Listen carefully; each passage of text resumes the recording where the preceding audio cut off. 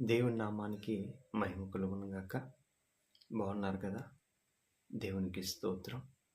దేవుడు మిమ్మల్ని దీవించి ఆశీర్వదించిన గాక.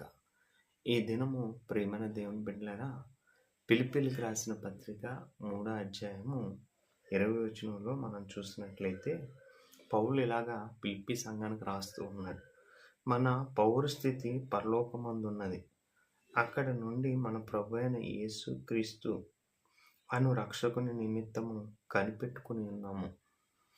అంటే ఈ లోకంలో ఎంత జీవించినా మన జీవితంలో మనకి ఈ లోకంలో పౌరస్థితి ఏమీ లేదు, కానీ మన పౌరస్థితి పరలోకంలో ఉందని పౌలు తెలియజేస్తూ ఉన్నాడు.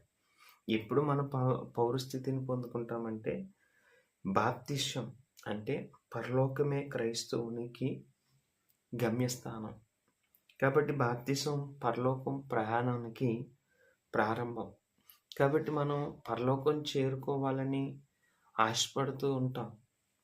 అయితే ఈ లోకంలో ఎన్నో కార్యక్రమాలు చేస్తాం, కానీ పౌరస్థితి పరలోకంలో ఉందని గ్రహించి ఆ పరలోకంలో మనం చేరుకోవాలంటే క్రీస్తు రక్తంలో కడగబడాలని, బాప్తిసం పొందాలని ఎవరు కూడా ఆలోచన చేయరు. కానీ పౌరస్థితి మనకి పరలోకం నుండి ఉంది.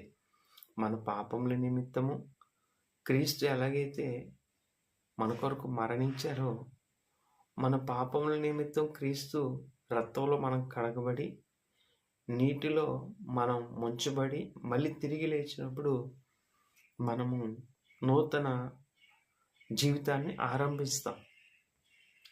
అది బాప్తిసం. ముంచడం, చిలకరింపు చేయడం కాదు. కాబట్టి ఎప్పుడైతే మనము నీటిలో ముంచి ఎలా చేస్తారు, మనము పడుకొని మళ్ళీ తిరిగి ఎలాగైతే లేపబడతామో అప్పుడు మన పాత జీవితము చనిపోయాము, నూతన జీవితాన్ని మనం ఆరంభిస్తూ ఉన్నాం. అప్పుడు ఈ నూతన జీవితంలో నీ పౌరస్థితి ఎక్కడుంది అంటే పరలోకంలో ఉంది. అదే చెప్తున్నాడు ఫిలిప్పీయులకు రాసిన పత్రికలో 3వ అధ్యాయం 20వ వచనం. మన పౌరస్థితి పరలోకమందున్నది. అక్కడ నుండి మన ప్రభు అయిన యేసుక్రీస్తు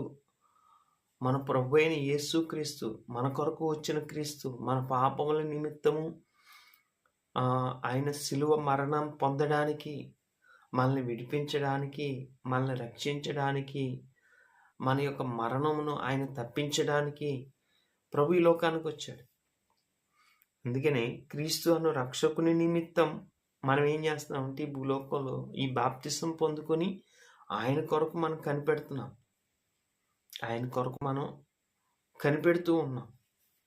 కాబట్టి ఈరోజు నువ్వు ఇంకా బాప్తిసం పొందకుండా ఇంకా చర్చికి వెళ్తూ ప్రార్థన చేసుకుంటూ ఆరాధన చేస్తూ వాక్యం చదువుతూ ఉన్నావు, కానీ నీకు పౌరస్థితి పరలోకంలో ఉన్న స్థితిని నువ్వు పొందుకోలేవు.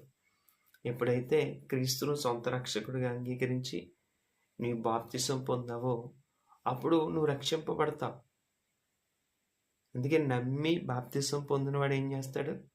రక్షింపబడతాడు.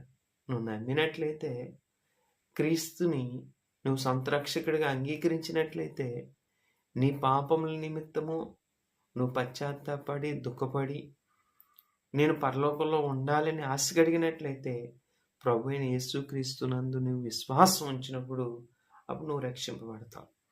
అప్పుడు నీ పౌరస్థితి ఎక్కడ ఉంటుంది? పరలోకంలో ఉంటుంది. అటువంటి కృప దేవుడు నీకును నీ కుటుంబానికి అనుగ్రహించి సహాయం చేయనుగాక. నేడే రక్షణ దినం, ఇదే అనుకూల సమయం. కాబట్టి ఆలోచన చేయండి, మన సమయాన్ని పోగొట్టుకోవద్దు. రేపు ఏం సంభవిస్తుందో మనకు తెలియదు కనుక ఈరోజే ప్రభువుని అడగండి, బాప్తిసం పొందండి, క్రీస్తు రాజ్యంలోకి చేరుకోండి. అటువంటి కృప దేవుడు మీకు అనుగ్రహించును గాక. ఆమేన్. Praise the Lord. God bless you. దేవుడు దీవించును గాక. షాలోమ్.